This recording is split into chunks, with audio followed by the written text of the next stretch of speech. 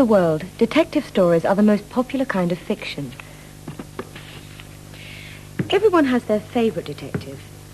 But who is the most famous detective of all? Oh, we shall soon know. Inspector Morse. I don't think so, Watson. I think it's Sherlock Holmes. Yes, Sherlock Holmes. Well, Sherlock Holmes. I think Sherlock Holmes. Absolutely Sherlock Holmes. Is he? Is he? No, he is. The Sherlock Holmes stories are famous everywhere, and it's the character of Holmes that makes them so popular. So, what sort of man was he? Everybody knows what he looked like.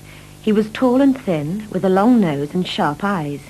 He smoked a pipe and carried a magnifying glass, and he wore a deerstalker hat. Although he is a fictional character, Sherlock Holmes had a real address, 221B Baker Street in London.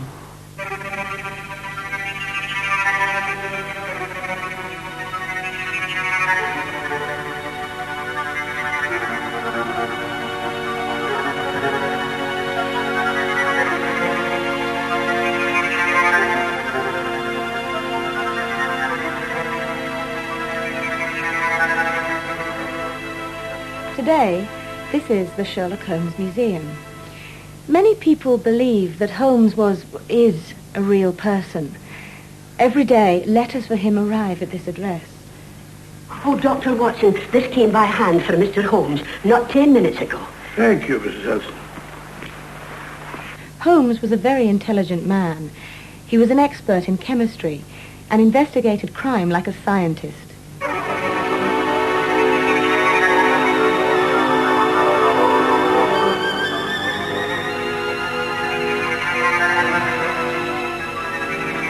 The murderer came in through those French windows. The mud from the garden he brought in on his boots. That wasn't very difficult, was it? What he meant to money for. Sherlock Holmes had many other abilities too. He was strong and athletic. He was a good boxer, and he was a master of disguise. He was also a superb violinist. In fact, he was the original Superman.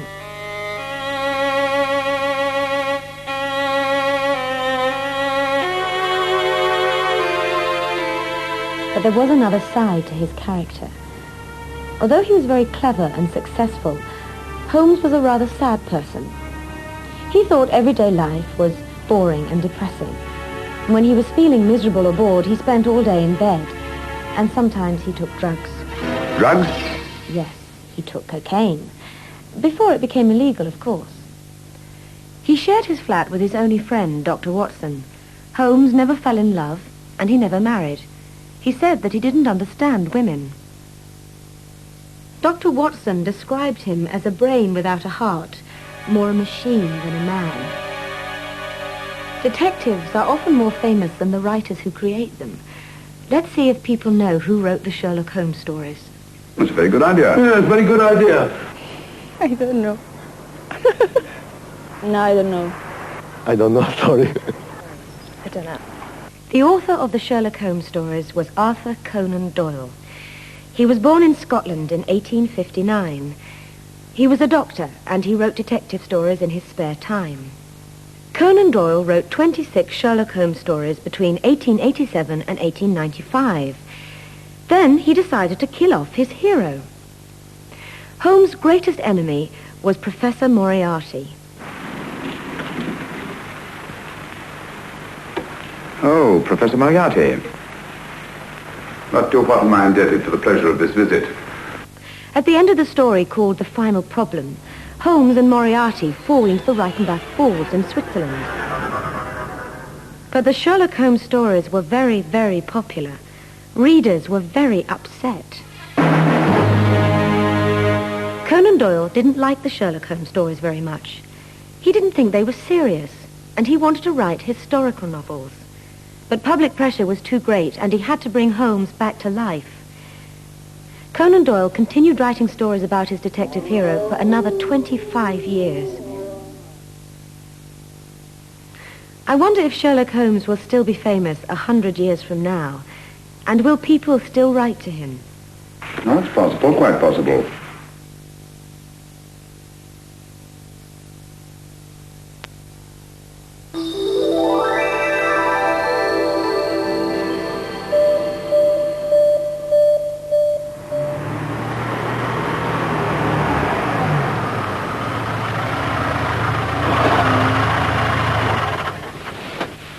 Are you sure you don't want me to drive you down to Cornwall? It's very kind of you, but... I can easily get the time off work. David, I told you. The magazine is paying for the car. It really isn't necessary. Okay.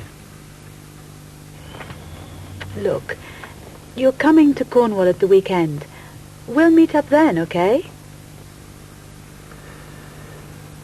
All right. I'm just going to get some petrol. I'll be back in about 5 minutes. Can you manage on your own? Oh, yes, no problem. Can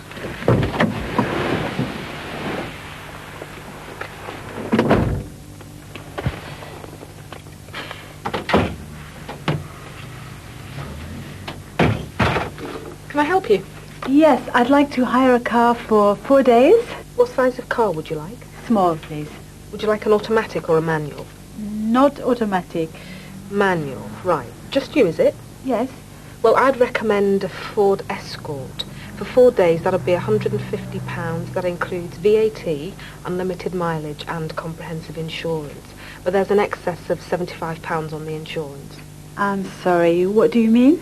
Well, if it gets damaged in an accident or a break-in, you have to pay the first £75 and the insurance company pays the rest. Okay, I understand. How would you like to pay? By credit card. Visa.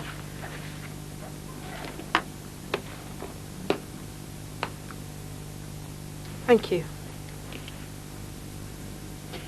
I'd like to leave the car at Heathrow Airport, if that's possible. That's no problem, but there's an additional charge of £50. Okay. Could I see your driving licence, please? Thank you. Could you give me a local contact address? Yes, I'm staying at the Old Custom House Hotel, Padstow in Cornwall. Do you know the telephone number? No, I'm afraid I don't. That's okay.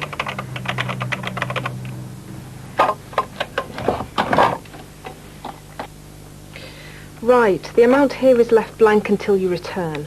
The petrol tank is full when you start. If you return it full, no extra charge is made. Okay, if you could just sign here.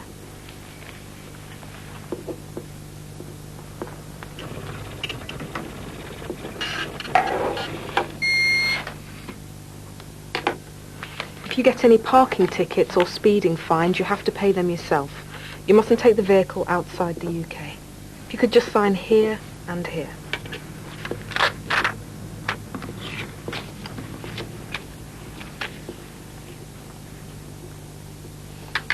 Thank you. This is your part of the hire agreement. The car's outside. Someone will show you the controls. Thank you. Thank you very much. Have a safe journey. Bye. Bye.